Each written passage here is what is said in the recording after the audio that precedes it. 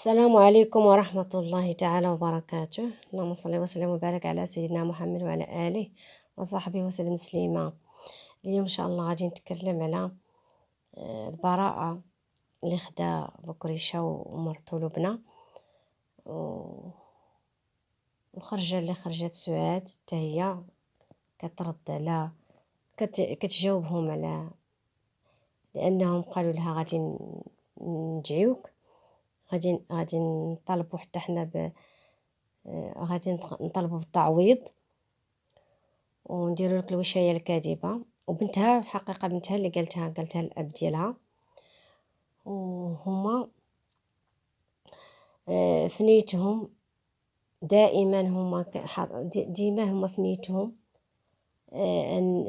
انهم باغيين الاملاك اللي عند سعاد، هما اللي دايرين لهم عقده، هما السبب في المشاكل من الاول باش طلقت سعاد من راجلها وباش مرضها، باش مرضات مسكينه نفسانيا ومرضات في صحتها.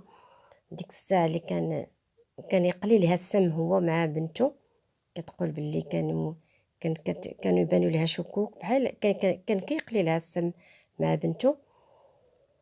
واش كان باغيها باش تشك وباش تخرج تقولها يوتيوبيا ويدير البوز كما دابا، الله اعلم. واش باغيها باش يدير لها هكاك باش تكتب ليه من نص الاملاك، الله اعلم. الاملاك زعما دوك الدويرات مسكينه اللي دارت بحنينه ديالها، وواحد الارض عندها ودوك الدويرات صغار اللي دارت، واحده صغيره واحده كاينه واحده في بن سوده. هذاك الشيء باغي هو حقه في هذوك الديور. وملي حصلوا دوك المشاكل بيناتهم دوك الشكوك، خرجته وطلقته، ومن بعد بنتها تبعته دات ليها حتى خوتها، حتى خوتها خداتهم معاها وداتهم لعند، مشاو لعند جداهم. فاش يجلسوا يقابلوها هي كانت مريضه ويعتنيوا بها مسكينه، وحتى هو كان يعطيها الخطر ملي كانت مريضه ويصبر معاها، ولا على الاقل باش يبدل ساعه بخرى، ولكن بنتها تبقى. لا هي خرجت ودات خوتها جراتهم كاملين ومشات وخلاوها بوحدها. قالت لك ما كاين اللي يمد ليها حتى كاس ديال لما كانت مريضه. المهم الله يعفو على الجميع، نفسانيا وصحيا ديك الساعه كانت مريضه وما عذروهاش، وهي ديك الساعه دارت في راجلها خرجاتو على هذوك الشكوك اللي كانوا عندها نيت، اللي كانوا عندها، والمرض اللي كان عندها صحي، كان عندها مرض صحي نفساني وصحي بجوج. وعينيهم في هذاك، قال لك هو خرج ب50 درهم، عينيهم في هذوك الديور ديالها، وقيله باقيين تابعينها، بغاو يحجروا عليها ويديوهم. قال لك هما، قالت با حنا بغينا تعويض، حنا ان شاء الله غادي نطلبوا بالتعويض وغادي نديروا ليها، ندعيوها بالوشايه الكاذبه في هاد الاتجار في البشر.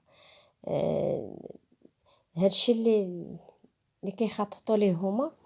و واش بغاو باش يكملوا المسلسل يخدموا، المهم واش طامعين مازال طامعين زعما. قال لهم رسوم غادي يربحوا القضيه ويبيعوا سعاد زعما اللي قدامها واللي وراها تعطيهم، والله اعلم. المهم اش فراسهم الله اعلم، ولا بجوج يخدموا وياخذوا لها الاملاك ديالها تابعينها.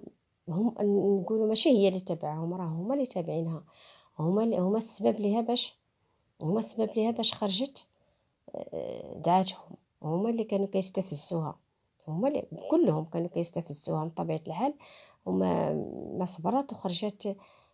دعاتهم بالعلن، واخا هي كانت شاكه وكانت باغيه شحال هادي من قبل ما تفجر القضيه، كانت كتهضر على هذاك الشيء، وكانت باغيه باش تدعي راجلها. ولكن هذاك الاستفزازات اللي استفزوها هما اللي خلاوها، ولو ان على الشيطان رجعت. هادو الاستفزازات اللي كانوا كيستفزوها كلهم هما اللي خلاوها تنوض تدعيهم، مع طبيعة الحال القنوات اللي كانوا كيشجعوها وحيوا لي هذاك الشيء اللي كان في دماغها، وشجعوها وقالوا لها يلا زيدي داك الشيء اللي كنتي كتقولي لنا دابا نقولوا لك راه صحيح. باللي الروتيني ما كيجيبش مشاهده، باغيين باش يخدموا مازال ويكملوا في هذا المسلسل ويربحوا الملايين كما في الاول. الله يبارك ويزيد للجميع، خصها يكونوا ديال الحلال. باش يكملوا في المسلسل خصهم يديروا شكاوي، هما دابا اللي غادي يديروا دعاوي وشكاوي، إلا ما عندهمش المشاهدة هادشي اللي غادي يديروا، كيهددوها قال ليها هاد بغينا حنا بغينا تعويض وغادي ندير لك لا هو لا بنتو كيقولها ولا حتى الضرة، غادي نديرو لك دعاوي، ندعيوك بوشاية كاذبة باش يخدموا.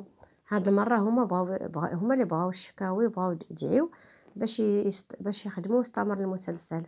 سعاد قالت لهم مرحبا مرحبا، الا بغيتو تدعيوني غير دعيوني، حتى حد ما قال لكم بلاش، حتى حد ما قال لكم جلسوا، ما تقصرش. قلت غادي تدعيني تطلقني وما مشيتيش، راه سعاد دابا هي اللي غادي تطلقوا. بغيتي تدعيني بزنا المحارم مشية ما مشيت سير. ودابا في قضية التجار بالبشر سيروا دعيو له اللي قديتو توصلوا ليه وصلوا ليه، حتى انا عندي ادله عندي ما نحط. هاد المره سعاد الا دعوها هما دابا راه هما اللي غادي يجبدوها هاد المره بالمزيان، حتى هي راه عندها ما تحط.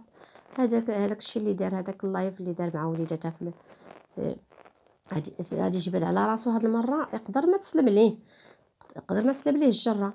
اللي حط وليداتو يقراو التعاليق على امهم السلبيه، وملي غسل وليداتو في الحمام وصورهم، وزعما وغادي تعي ليه الام ديالو كتخرج تهضر فيها وكتشوه بها وكتحرض ليها بنات، عندها فيديوهات كتهضر فيهم على بناتها وولادها كتحرضهم عليها. اختو حتى هي غتجيها ديما كتهضر عليها وهي طلع عليها الادسنس هي ما كتجاوبهاش، فما عندها ما سميتو. شوف اش غادي يديروا، هددتهم سعاد حتى هي، قالت لهم حتى انا راه غادي ندعيكم، غندعي لك الام ديالك واختك وغادي نتابعك حتى انت عندي باش نتابعك، لا انت لا اللي معاك. ايوا المهم ما بقاتش خاف منهم سعاد، ولات شخصيتها قويه.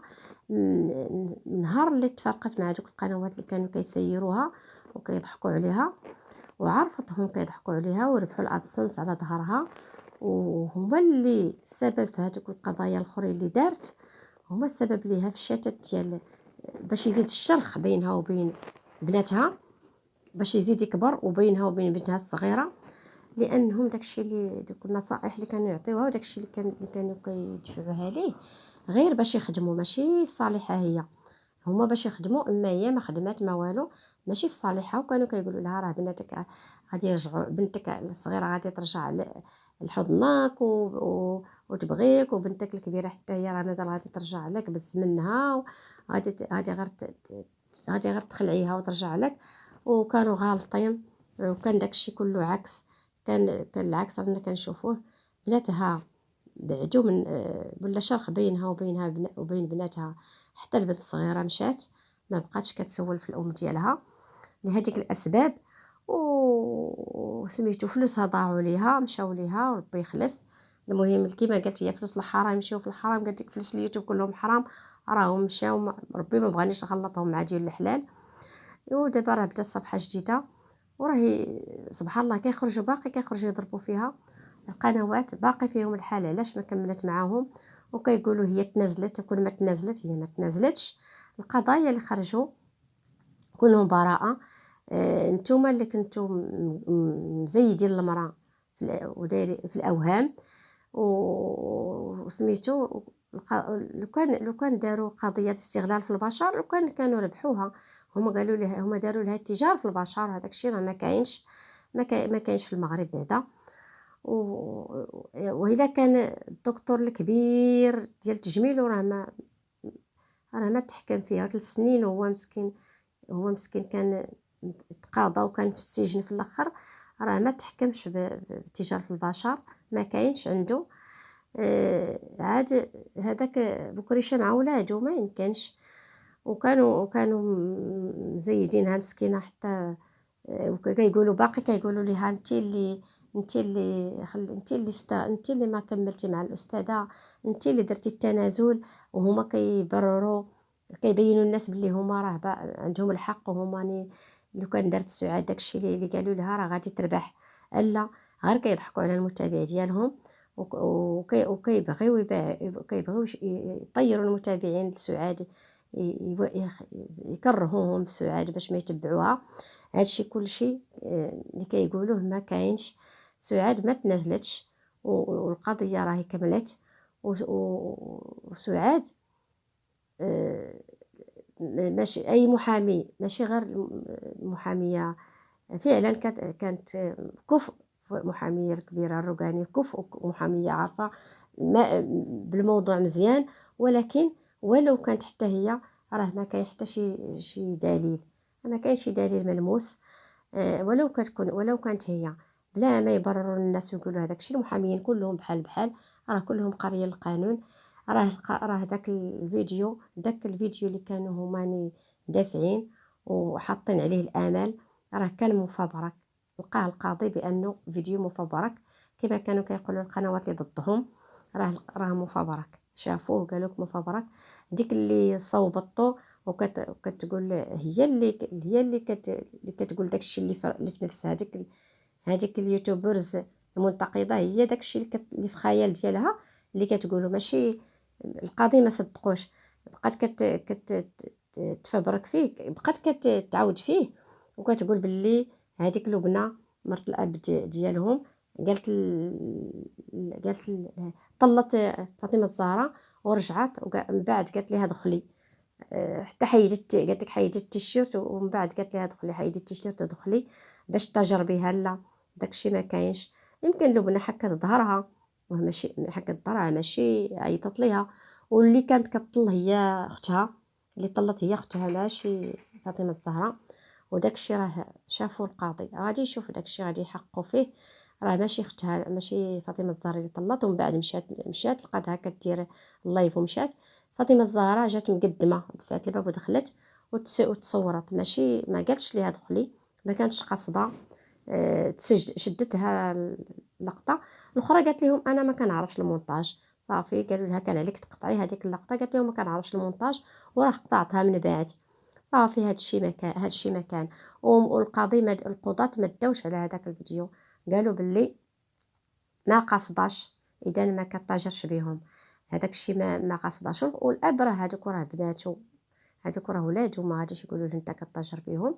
وحتى المراه راه غادي يقول لهم انا راه هذيك مرتي وانا غنعطيها الاذن مثلا. داكشي كلشي اللي دوك المقاطع اللي حطوه هما اذا ماشي ما واكلينش. هداكشي علاش خداو البراءه وبلا ما يقولوا. وداكشي علاش سعاد حتى هي جمعت راسها وحبست داكشي كله ديك المهزله وما يقولوش باللي سعاد راه تنازلت وراه ما كملت مع المحاميه الكبيره وما هما كانوا باغيين غير يزيدوا يخدموا وكانوا باغيين باش يقولوا باش يبانوا كيما ابطال كيما في الاول. وسعاد هرستهم وبينت واحد الجانب من الحقيقه المره اللي نهار اللي مشات عند الجمعيه اللي كاينه وراه كانت قالت شي حاجه وكانت سميتو راه حبست. المهم غير حبست، ما راه الله اعلم اش كاين في الكواليس. هذا ما كان. قالت لهم اللي ناضوا ليها قالت لهم تحبسوا ولا نزيد نفضحكم. وراه ما بقاوش كيوركوا عليها كما الاول. وسعاد راهي خرجت ناشطه وفرحانه وكانت عند الكوافوره وهي ما همهاش ترجع على كما يقولوا بغات ترجع عليه وكتقدي لا غتعيش حياتها. ايوا وقالك علاش حيدت الحجاب الله يهدي با خلق. المهم هي مرتاحه نفسانيا ولقات ذاتها وبغات تبعد من المشاكل. هذا ما كان. هادشي اللي طولت في هذا الفيديو سمحوا لي الا حتى لهنا. المهم هادشي اللي كاين وراه ما كاين لا تنازلات ولا علاش ما هي ما تنازلت ولا علاش ما دارت المحاميه الكبيره ولا لا داكشي ما كاينش. واخا تكون المحاميه ما كانتش عارفه داك الفيديو مفبرك. هذيك السيده بقات كتهضر وكتقول راه قالت لي دخلي راه هي رجعت داكشي كلشي كذوب.